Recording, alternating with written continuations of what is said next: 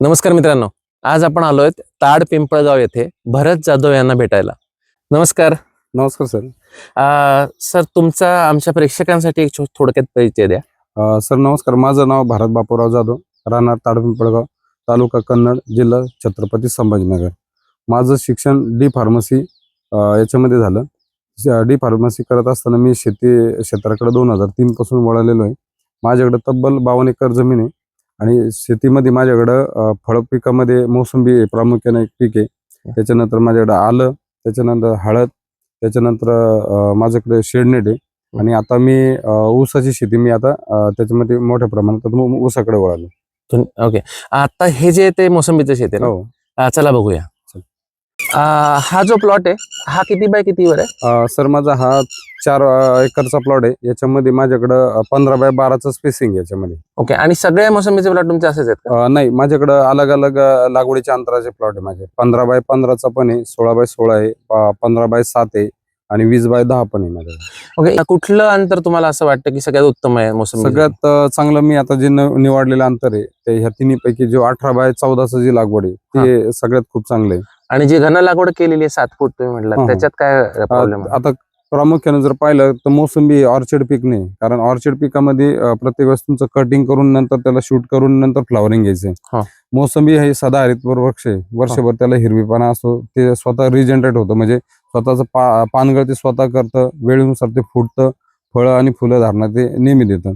त्याच्यामुळं आपल्याला जो स्पेसिंगचा अंतर आहे तो मोठा ठेवावा लागतं, कारण याच्यावर जी फळं लागतात ती जास्त असतात आणि त्या फळांना त्यांचा आकारमान किंवा त्याच्यावर जो जमिनीतून किंवा वातावरणातून जो किडीचा किंवा याचा प्रादुर्भाव होतो तो कमी होण्याकरता आणि सूर्यप्रकाश जो जमिनीवर यायचा आहे तेवढा भरपूर सूर्यप्रकाश आपल्याला त्या फळावर आणि जमिनीवर पाहिजे. ओके. याला प्रुनिंग वगैरे काहीच नसतं? प्रुनिंग असतं, पण आपण ते 2 वेळेस करतो त्याची वर्षातून.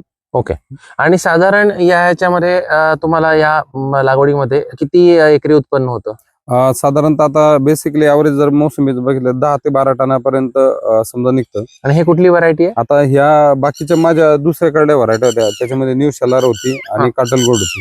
ओके. पण आता त्याच्यातूनही मी खूप काही आजूबाजूच्या शेतकऱ्यांच्या किंवा माझ्या जे शेतामध्ये जी झाडं होती, ज्या झाडांनी मला नेहमीच चांगली फळं दिली, चांगला रंग दिला, चांगला आकारमान दिला, गोडी चांगली होती, वर्षभर ते झाडांना एक समान फळं राहिली, त्याच्यामध्ये त्यांची फुटण्याचं प्रमाण म्हणजे पाऊस कमी जास्त असताना सुद्धा ते झाड सशक्त उभं राहिलं.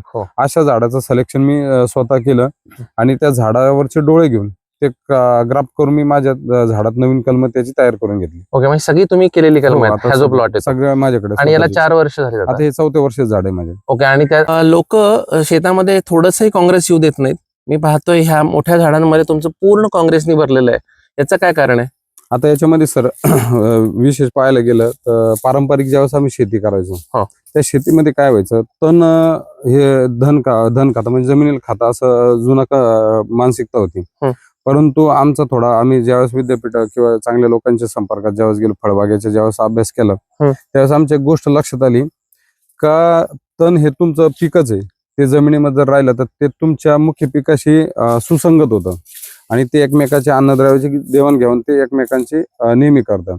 अशा वेळेस आम्ही त्या प्रॅक्टिस निवडल्या. त्या प्रॅक्टिसमध्ये आमचा 1-2 वर्षाचा अनुभव असा आला की त्याच्यामध्ये आपल्या जमिनीवर जे तण येत आहे हे विविध प्रकारचे असतात. म्हणजे तुमचं त्याच्यात काँग्रेस गवत असेल, लवळ असेल, तुमचं हरळ असेल, तुमचं केने असेल, ह्या प्रत्येक पिकाचे अन्नद्रव्य घेण्याची अलग अलग हे गरज आहे आणि आपल्या मुख्य पिकाची ती गरज आहे. तर त्या गरजा भागवण्यासाठी याच्या मुळा नेहमी काम करतात आणि ते आपल्या पिकाला मोठा भाऊ म्हणून मानतात आणि मोठा भाऊ असल्यामुळं याचा जास्त वाटा आपल्या मुळामार्फत ते झाडांपर्यंत पोहोचवतात.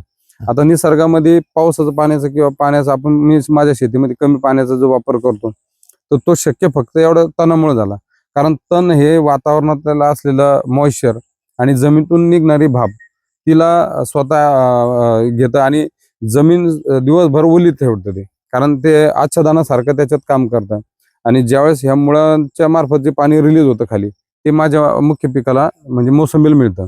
त्याच्यामुळे झाडं हिरवी नेहमी माझी.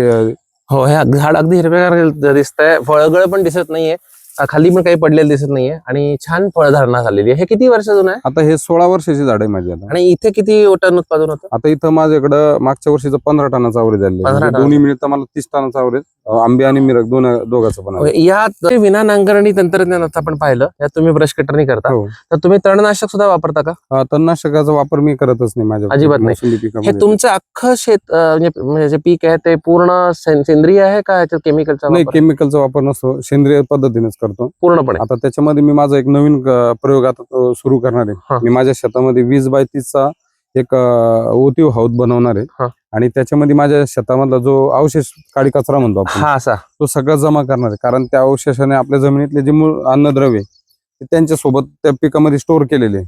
आणि याच्यातलं असं ह्युमस आहे किंवा जे ऑर्गॅनिक ऍसिड्स आहे ते आपल्याला त्याच्यातून रिलीज करून घ्यायचे आहे. आणि ते पाणी देत असताना आपल्याला शेतामध्ये आपल्याला त्याचा कंटिन्युअस वापर करायचा आहे. ओके. जेणेकरून आपल्या जमिनीतल्या अन्नद्रव्याच्या ज्या कमतरता आहे त्या वेळोवेळी त्याच्यातून भागवले जातील. सगळी मोसंबीची झाडं आहे, त्याचा रूट स्टॉक कुठला आहे? आता याच्यात बेसिकली माझ्याकडं काळीची भारी जमीन असल्यामुळं मला जास्त करून जमिरीवरचा वापर करावा लागला. ओके. कारण हे ज्यावेळेस- तुमचं रूट आता स्टॉक. हा माझ्याकडे जमिरीचं रोस्टॉकचं झाड आहे. ओके. त्याच्यामध्ये जे फळं असतात जमिरी आपण ज्याला म्हणतो त्याचं हे फळ आहे. आणि याच्यात एक रंगपूर नावाची ती एक नवीन म्हणजे तो एक चांगला आहे. पण जमिनीच्या प्रकारानुसार आपल्याला रोस्टॉक निवडावा लागतो. आपण हलक्या जमिनी करता रंगपूरचं सिलेक्शन करतो आणि भारी जमिनी करता आपण जमिरीचा वापर करतो.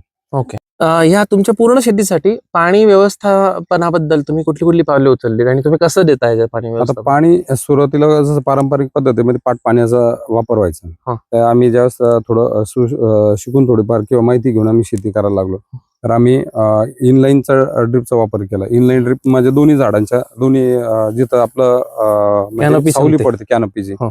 त्याच्यामध्ये आपण काम करतो. आणि पाणी देत असताना मी फक्त हप्त्यातून 8 दिवसातून 2 वेळेस पाणी देतो. पहिल्या वेळेस मी 3 लिटर जर पाणी दिलं तर शेवटच्या दिवशी 2 लिटर पाणी देतो.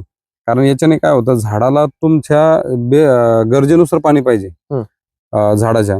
आणि आपण वाजवीपेक्षा जास्त पाणी दिलं तर त्याच्यामुळे जमिनीवर बी झाडाचा खूप वाईट म्हणजे पाण्यावरचा वाईट परिणाम पिकावर होतो. आणि आता तुम्ही बघा माझ्या जमिनीमध्ये एवढं असताना सुद्धा भेगांचा एवढा म्हणजे 2.5-2.5, 3-3 फुटापर्यंत भेगा गेल्या. म्हणजे झाडाच्या व्यतिरिक्त मी कधीच पाणी दिलं नाही झाडांना. कारण आणि- मी हा अभ्यास माझा 2016 आणि 17 मध्ये ज्यावेळेस भीषण दुष्काळ आला होता त्यावेळेस माझं संशोधन असं होतं का झाडांना कमी पाणी लागतं आणि तेवढ्या पाण्याच्या गरजेमध्ये झाड जगू शकतं. आणि त्यामुळे तुम्हाला दुष्काळामध्ये काही प्रॉब्लेम काही झाला नाही. प्रॉब्लेम आला नाही. या प्लॉट मध्ये तुम्ही आंतरपीक पण घेतलेलं दिसतंय. गहू होता, गहू होता याच्यामध्ये. तर साधारण किती उत्पन्न आलं याच्यातून? गव्हाचं मला 22 क्विंटल याच्यामध्ये उत्पादन मिळालं. त्याच्यात सिरामचा 303 नावाची जी व्हरायटी होती ती मी याच्यामध्ये वापर केला होता त्याचा. ओके. आणि या भेगाळलेल्या सगळ्या इथे पण तर गहू आता पण- बघा तुम्ही जवळपास 2.5 ते 3 फुटापर्यंत आपण जमिनीमध्ये इतक्या खोलीपर्यंत भेगा गेलेल्या आहे. म्हणजे हो. आपण जे विना नांगरणी शेती म्हणतो, हो. म्हणजे हीच गोष्ट आहे. निसर्ग स्वतः ज्या जमिनीला नांगरून घेतो. म्हणजे आपल्याला भविष्यात नांगरण्याची कोणती प्रकारची गरज पडत नाही. जेणेकरून जमिनीचं बाष्पीभवन किंवा जमिनीमधली जी तापून आपण जे सूक्ष्मजीवाचा घात करतो तो याच्यामध्ये थांबतो. आणि जमीन स्वतः खूप मोठ्या क्रॅकिंगला म्हणजे जमिनीमध्ये खूप मोठ्या भेगा पडतात. त्याच्यामुळं आपल्या ज्या गोष्टी खर्चाच्या आहे त्या वाचतात त्याच्यामध्ये. सर हे असे बोर तुमच्या शेतात 4-5 ठिकाणी दिसले, तर हे एवढे बोर का घेतलेले आहेत तुम्ही? सर मी 2016-17 मध्ये ज्या जिओलॉजिकल डिपार्टमेंट मार्फत माझ्या माती आणि आपल्या जमिनीचं परीक्षण केलं त्यावेळेस मला त्यांनी सजेशन असं दिलं होतं का भविष्यामध्ये विहीर खोदणं सोपं नव्हतं आणि पाणी पुनर्जीवित करणं शक्य नव्हतं. कारण माझी काळीची भारीची जमीन होती, पाणी निचरा माझ्याकडून होणं कारण एवढ्या खालपर्यंत पाणी जाणं शक्य नव्हतं. तर मी त्याच्यात बोर प्रणाली वापरली. बोरमध्ये मी जमिनीच्या 80 फुटापर्यंत जिथं हार्ड रॉक आहे म्हणजे जिथं खडक लागतो तिथं त्या खडकापर्यंत आपण बोर केले. त्या बोरमध्ये ब्लास्टिंग केली.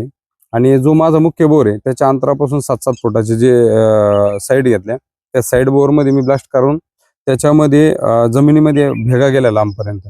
आणि तो बोर मी जाडे दगड, जाडी वाळू आणि जाड्या विटा आणि ह्या पाईपाला पूर्ण छिद्र पाडले. आणि छिद्र पाडल्यामुळे काय झालं, माझ्या जमिनीत जे एक्स्ट्रा पाणी जे जमिनीमध्ये जिरलं तर ते पाणी सगळं या बोर मार्फत जमिनीमध्ये परत वापस जिरलं गेलं. आणि जिरल्यामुळे माझा आजूबाजूचा जो पाण्याचा बोर आहे जे मेन बोर चालतं माझे त्याच्यात त्याचा पाण्याचा वापर मला म्हणजे नेहमी झाला. आणि मला दुष्काळाचं सावट त्याच्यात परत नंतर मला दिसलंय नाही, कधीच नाही. आणि नाही. पूर्वी पाणी संपायचं, पूर्व पाणी संपून जायचं. आता नाही. आता संपत नाही. शेततळ फारच मोठं बनलेलं आहे. हा जरा ऑड आकार वाटतोय ना. सर मी याच्यामध्ये काय केलं, सरकारच्या योजना जसं लोक शेतकरी काय करतात, सरकारी योजनेचा लाभ मिळवण्यासाठी शेततळ्याचा वापर करतात. मी याच्यामध्ये काय केलं का माझ्या शेततळ्याचा आकारमान मोठा पाहिजे आणि पाण्याची कॅपॅसिटी मला जास्त पाहिजे, कारण माझ्याकडे एवढी मोठी जमीन सगळ्या फळबागे होत्या. पण मग मी याच्यामध्ये स्वतः डोकं लावलं आणि एक इंजिनियर यांच्याकडे जाऊन याच्यावर शेताचा आकारमान मोजलं आणि त्याच्यामधला जो बॉक्स आहे शासकीय योजनेमध्ये 34 बाय 34 मीटर आणि 10 मीटर खोली, आपली 3 मीटर खोली, तर मी त्याच्यामध्ये तसं न करता 34 बाय 34 शेततळ केलं आणि 16 फूट जमिनीपासून खाली गेलो आणि जो मधला बॉक्स होता त्याच्यामधली जी टोटल चांगली माती होती, सुपीक माती, ती माझ्या शेतामध्ये नेली. त्याच्यामुळे काय झालं, जमिनीच्या इतर शेततळ्यामध्ये 30-32 फुटापर्यंत आपल्याला हाईट मिळते, तर मला याच्यामध्ये तब्बल 52 फुटाची हाईट मला जमिनीपासून मिळाली. म्हणजे याच्यामध्ये माझं 1 एकराच्या शेततळ्यामध्ये माझं 1.5 एकरचं पाणी बसतं. म्हणजे याच्यामध्ये 1.5 लाख कोटी लिटर पाण्याचं माझी कॅपॅसिटी म्हणजे एक्स्ट्रा झाली त्याच्यामध्ये. सॉरी, पण तुम्ही ते पुनर्भरण केल्यामुळे तुम्हाला ह्याचा वापर करायला मला वर्ष म्हणजे मी कधीच याचा नंतर वापर भविष्यात केला नाही, कधीच केला नाही. कधीच नाही केला. ओके. इथे आपण मगाशी पाणी प्यायलो तेव्हा पाणी जड वाटलं, प्लस बोरच आहे, पण पूर्ण शेतात कुठेही तुमचे क्षार डिपॉझिट झालेले दिसले नाहीत. त्याचं कारण काय? सर प्रामुख्यानं काय झालं, ज्यावेळेस आपण शेती करायला लागलो, माझ्याकडे 1972ची विहीर होती आणि त्या 72च्या दुष्काळातल्या ज्या विहिरी माझ्याकडे होत्या त्या सगळ्या जमिनीच्या खोलवट असल्यामुळं क्षाराचं प्रमाण आणि पाण्याचा म्हणजे खारटपणा त्याच्यात जास्त होता. आणि मी ज्यावेळेस आधुनिक शेतीकडे जायला लागलो, फळ पिकाकडे जायला, तर आपण नेहमी देतो पिकांना ते अन्नद्रव्यापेक्षा पाणी देतो, आणि पाणी जर चांगलं असेल तर आपल्या पांढऱ्या मुळीची वाढ असेल किंवा जमिनीमध्ये क्षाराचं प्रमाण असेल त्या कमी करण्यासाठी मला मग वॉटर कंडिशनरचा मला वापर करावा लागला. मग मी वॉटर कंडिशनरचा वापर याच्याकरता केला का पाण्याचा जो TDS आहे, पाण्याचा जो क्षाराचा जो गुणधर्म आहे, आणि याच्यामध्ये 2 फील्ड काम करतात, एक इलेक्ट्रिक फील्ड आणि एक मॅग्नेटिक फील्ड. तर त्याच्यामध्ये जो पाण्याच्या सोबत जो येणार कॅल्शियम आणि मॅग्नेशियमचा जो चिकटण्याचा गुणधर्म आहे हा त्याच्यामध्ये सेपरेट होतो, आणि जेणेकरून जे पाणी आपल्या पिकांना जातं त्या पिकाच्या पाण्यामध्ये TDS किंवा पाण्याचं क्षाराचं प्रमाण ते कमी असतं. ते कमी असल्यामुळे काय होतं, माझ्या जमिनीवर ज्या मुळ्या वाढणार आहे तर त्या मुळ्या चोकअपही होत नाही, आणि जेणेकरून जमिनीमध्ये जे अन्नद्रव्य ते उचलून ते झाडापर्यंत पोहोचवतात. त्याच्यानं मला म्हणजे अन्नद्रव्याची कमतरता आहे माझ्या जमिनीमध्ये मला आढळली नाही कधीच नाही. आणि तुमचं सगळं सोलार बेस्ड आहे ना? हो, सगळं सोलार आहे माझ्याकडे. असं किती सोलार माझ्याकडे जो तब्बल 6 सोलार आहे माझ्याकडे. ओके. टोटल. आणि विहिरी किती? विहिरी माझ्याकडे 4 विहिरी आणि 2 बोरवेल. ओके. आणि सगळं पाणी म्हणजे विहिरीचं आणि ह्यानीच आहे, आणि शेततळात तुम्ही वापरच करत नाही. शेतीतील निविष्ठा आणि हे तुम्ही स्वतः सगळं बनवता, तर त्याच्यामध्ये काय काय प्रयोग तुम्ही केलेले? प्रामुख्याने आम्ही स्लरी वगैरे वापरतो, जीवामृत वगैरे, आणि काही वेळेस आम्ही म्हणजे याच्यामध्ये गांडूळ खताचा वापर करतो. त्याच्यामध्ये जास्त प्रामुख्यानं माझ्याकडे शेणखत असतं. शेणखत मी सगळं बाहेरून विकत असतं आणि माझं थोडंफार घरचं असतं. ओके. तर त्याच्यामध्ये मी जो बायोचार आपण जो कोळसा म्हणतो तो सगळा मी याच्यामध्ये आता मिक्स केलेला आहे. याच्यामध्ये हा सेंद्रिय याच्यासोबत मिक्स केल्यामुळे काय होतं, याच्यामध्ये जे जीवाणू आहे या खताच्या याच्यामध्ये जे जीवाणूचे याच्यामध्ये घर तयार करण्यासाठी जे आपण कोळशाला वापर करतो, जेणेकरून हा जमिनीत ज्यावेळेस गाडला जाईल त्यावेळेस आपल्या जमिनीमधले असलेले जे चांगले जीवाणू आहे त्या जीवाणूसाठी घर राहील, आणि जमिनीमध्ये जो पाण्याचा किंवा निसर्गातून जे पाणी पडणार आहे तर हा कोळसा सगळं त्याला ऍब्झॉर्ब करेल, आणि त्याच्यामुळे पाण्याच्या ज्या झाडाच्या गरजा आहे त्या आपल्याला त्याच्यातून भागवल्या जाईल, आणि नेहमी आपल्याला जीवाणूची संख्या जमिनीत वाढवण्याची गरज पडत नाही. याला तुम्ही हे जे तुमचं स्ट्रक्चर आहे ह्याच्यात प्रोटेक्टेड फार्मिंग, तर ह्याच्यात तुम्ही काय काय पिकं घेता? ह्याच्यामध्ये मी 2022 मध्ये मी शेडनेट केली, उभारणी केली होती. 22 लाख रुपयाचा माझा ते खर्च होता, त्याच्यात 18 लाख रुपयाचं मला अनुदान मिळालं होतं. त्याच्यामध्ये सुरुवातीला पहिल्या वर्षी मी ज्यावेळेस बेड तयार केले आणि पहिल्या वर्षी मी सिमला मिरची आणि काकडीचा वापर केला होता, तसेच ते बेड मी कंटिन्यू ठेवले. त्याच्यात कोणत्याही प्रकारचे बेड मी मोडले नाही, आणि आज बी बघा तुम्ही सगळ्या जमिनीवर बेडला भेगा गेले. तो मल्चिंग असेल किंवा त्याचं ड्रिप असेल ते मी तसंच ठेवलं, आणि याच्यावर 3 पिकं लगातार मी दरवर्षी घेत गेलो. एकाच मल्चिंग शीटवर? एकाच मल्चिंग शीटवर 3 पिकं घ्यायची, म्हणजे पीक वरून कापून घ्यायचं, मुळं तशीच ठेवायची आणि त्याच्यावर नवीन पीक लावायचं. ओके. आणि ह्याच्या जाळीचा पण तुम्ही पुनर्वापर? जाळीमध्ये मी काय केलं, हँगिंग मध्ये जास्त खर्च लेबरचा जातो, मग त्याच्याकरता मी एकच वेळेस ती जाळीचा वापर केला. ती जाळी आता माझे 30 वर्ष तशीच ठेवलेली. आणि जीआयची तार किती दिवसापासून? आता ही जसं शेडनेट होतं तसंच ती जीआयची तार माझी तशीच तेव्हापासून आजपर्यंत? म्हणजे एक वेळेचा खर्च आणि नंतर कंटिन्युअस पीक. म्हणजे हा, आपण खूप जो छान. लेबर कन्सेप्ट म्हणतो ना, लेबर खूप महाग होतं, लेबरमुळे खर्च वाढतो, तर तो संरक्षित शेतीमध्ये लेबर जास्त लागतात, तर त्याच्यात ते बेसिक गरजा आहे, या बेड असतील किंवा हँगिंगचा म्हणजे बांधणीचा खर्च आहे, हं. तो आपण त्याच्यावर कंट्रोल केला. याच्यात आता काकडी घेतली तुम्ही ना? आता माझी काकडी होती त्याच्यामध्ये. काय किती उत्पादन झालं? काकडीमध्ये मला 52 टनापर्यंत ॲव्हरेज मिळालं होतं. 52 टनापर्यंत. हो. हे मोसंबीचं विक्री व्यवस्थापन तुम्ही कसं करता? म्हणजे तुम्ही बाजारातच विकता का व्यापाऱ्याला डायरेक्ट विकता? नाही, आता याच्यामध्ये कसं आहे, मोसंबी हे किलोत निघणारं काही हे नाही. आता हे टनामध्ये निघणाऱ्या पीक आहे. आता याला प्रामुख्याने आपल्याला बाजारपेठ चांगली उपलब्ध असली तर आपल्याला ते विकता येतो.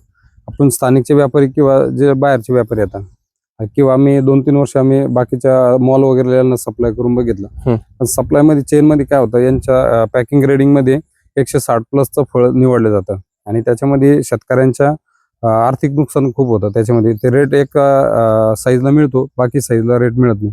आणि जनरल व्यापारमध्ये काय होतं, जनरलचा तुमचा व्यापार आणि व्यवहार ठरला असतो, ते ठरल्याप्रमाणे सगळं तुमचा माल ते हार्वेस्टिंग करून घेऊन जातात. ओके, म्हणजे मॉलवाले घेऊन जातात पण नंतर पैशाला प्रॉब्लेम करतात. पैशाला खूप प्रॉब्लेम आहेत, कारण त्याच्यामध्ये ते ग्रेडिंग करतात. त्याच्यात ओके. ग्रेडिंग केल्यामुळे ते साईज निवडतात. साईज मध्ये काय होतं, तुमचा रेट प्रत्येक ग्रेडचा अलग अलग ठरलेला असतो. आणि छोटा मॉल काय ते परत माल तो परत रिजेक्ट देतात? होतो डायरेक्ट. रिजेक्ट होतो डायरेक्ट. म्हणजे तुमचं 100 टनाच्या मध्ये तुमचा 60 टन माल चांगला जातो, 40 टन रिजेक्ट होऊन जातो direct. मग ते म्हणजे ते पैसे वाया पूर्ण. ते पूर्ण पैसे वाया जातात आपले. त्यामुळे मग मॉलला देणं परवडत नाही आपल्याला. मग समजा आपणच ग्रेडिंग केलं आणि फक्त ग्रेडेड मालला दिला तर मॉलला? आता तो पुरतो आपल्याला, पण तो आपल्या एका शेतकऱ्याला तो शक्य नसतो. त्याला ग्रुप ऑफ शेतकरी जर मिळून जर काम केलं तर आपण महिना 2 महिने आपण आपला माल चेन मध्ये आपण सप्लाय करू शकतो. तसं तुम्ही गटशेती केली आहे का आता काही? आम्ही आता खूप शेतकऱ्यांसोबत आता अशी गट शेती पण केली आणि त्याच्यातून आम्हाला थोडं त्या गोष्टीकडे आम्ही वाटचाल करताय. हो. ओके. आणि हे सोडून अजून काही विक्रीचं एव्हेन्यूज काही शोधलीत का? आता आम्ही याच्यात एक्सपोर्ट साठी आम्ही मोसंबीमध्ये गेलो होतो. 3 दिवसाचं ट्रेनिंग होतं. तर त्याच्यामध्ये आम्हाला 3 दिवसाच्या ट्रेनिंग मध्ये ज्या गोष्टी आमच्या गरजेच्या होत्या, आम्ही सह्याद्रीमध्ये आम्ही याच्यासाठी 2-3 वेळेस गेलो होतो. पण मोसंबीमध्ये बियाला जो कडवट टेस्ट असतो, त्याच्यामध्ये याचा जो ज्यूस आहे तो आपण स्टोअर करू शकत नाही आणि याच्यावर कोणत्या प्रकारची प्रक्रिया आपण करू शकत नाही. ओके. आता त्याच्यामध्ये मेन पर्पज हा ज्यूसचाच आहे आणि ज्यूस आपण स्टोअर न केल्यामुळे मोसंबीमध्ये त्याच्याकरता आपल्याला व्हरायटी बदलणं खूप गरजेचं आहे. याच्यामध्ये इजिप्त आणि व्हॅलेन्सिया मधल्या ज्या व्हरायटी आहे ते आपण भारतामध्ये आता नवीन मध्ये आता येणार आहे, ते आपण लागवडी आपण त्याच्याकडे जाणार आहे. ओके.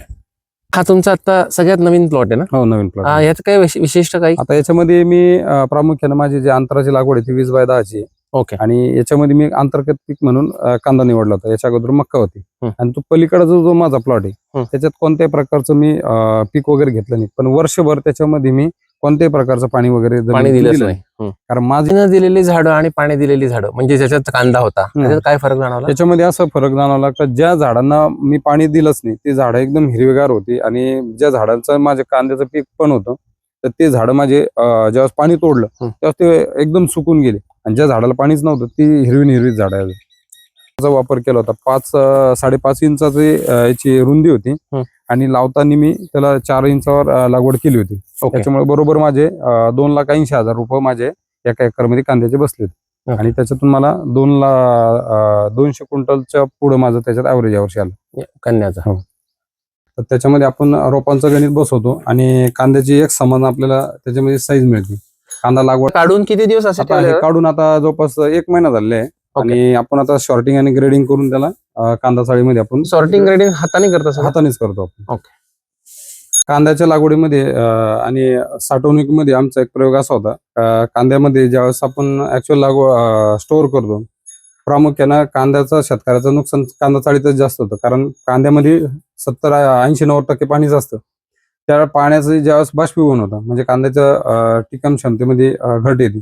त्याच्याकरता आपण कमीत कमी लोखंड जेणेकरून त्याचा वापर कमी केला आणि लाकडाचा जास्त वापर केला. लाकडाचा वापर केल्यामुळे काय झालं, कांद्याला थंडावा मिळाला आणि बाष्पीभवनाचा पाण्याचा जो कांद्यातला जो रेट होता तोही कमी झाला त्याच्यातून आणि कांदा सडन किंवा खराब होण्यापेक्षा तो आपल्या चाळीतच संरक्षित राहिला आपल्याला.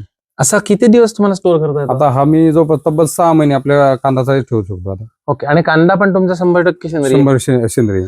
सगळे उत्पादन म्हणजे सेंद्रिय आहेत. तुम्ही सर्टिफिकेशन अप्लाय केलंय कुठल्या? आता मी अॅपॅडा मार्फत आम्ही आता चालू आहे आमचं. जर ते मिळालं तर आम्हाला पुढे आम्ही त्याच्यात जाणार आहे. कांदा सोडून आता अरवी आणि आल्याचं पण तुम्ही उत्पादन हो. करता ना, तर हे अरवीचं तुमचं. हो. ओके, साधारण ह्याच्यात एकरी उत्पादन काय होतं? अद्रक मध्ये आपल्याला 120 क्विंटल पर्यंत आपण ऍव्हरेज काढतो. हा. आणि आरबी मध्ये बी आपण 150 क्विंटलच्या जवळपास आपण आरबी मध्ये पण जातो आपण. ओके, आणि ह्याचा रेट काय असतो? रेट आरबी मध्ये आपल्याला 2500 रुपये क्विंटलचा मिळतो आणि आल्यामध्ये रेट वर्षाच्या लागवडीनुसार बदलत असतो. अरवीला पाणी खूप प्रमाणात लागतं का? नाही, आरवीला सगळ्यात कमी पाणी लागतं. ओके. पण नैसर्गिक ते म्हणजे नैसर्गिक तिच्यात गुणधर्म आहे, तर जे कमी पाण्यामध्ये जगण्याची तिची कॅपॅसिटी आहे म्हणजे. हो. मग लहान शेतकऱ्यांनाही करायला हरकत नाही. हरकत नाही.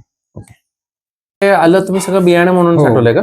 आता या आल्यामध्ये मी माझं बेसिक एक प्रॅक्टिस अशी आहे का जनरल शेतकरी आल्याच्या बियाणाला धुवून न वापरता तसंच मातीसोबत ठेवतात. मी दरवर्षी बियाणं माझं स्वच्छ क्लीन करून आणि पाण्यामध्ये टाकून बुडवून घेतो. जो थर चांगल्या अद्रकीचा तो खाली बसतो आणि जो खराब लेअर आहे म्हणजे याच्यात जे खराब आलंय ते वर तरंगलेलं अद्रक मी पूर्ण बाजूला करतो. आणि थर टाकताना जाडी वाळू आणि याच्यावर आपण ते सगळं आल्याचं बेन आपण स्टोअर करतो. आणि आता आपण जास्त प्रमाणात पाणी सुद्धा आपण याच्यात वापरत नाही. आणि नंतर तुम्ही आता लागवड कधी करता याची? आता याची लागवड जूनच्या पहिल्या किंवा दुसऱ्या आठवड्यामध्ये होणार. ऊसामध्ये कुठली व्हरायटी आहे तुमची? आता ऊसामध्ये माझ्याकडं ही 86-032 कोल्हापूरची एक डोळ पद्धतीची व्हरायटी माझ्याकडे. हीच व्हरायटी का निवडली? आता ही निवडण्याचं कारण काय होतं, ऊसाचा खूप मोठ्या प्रमाणात लागवडी झाल्या.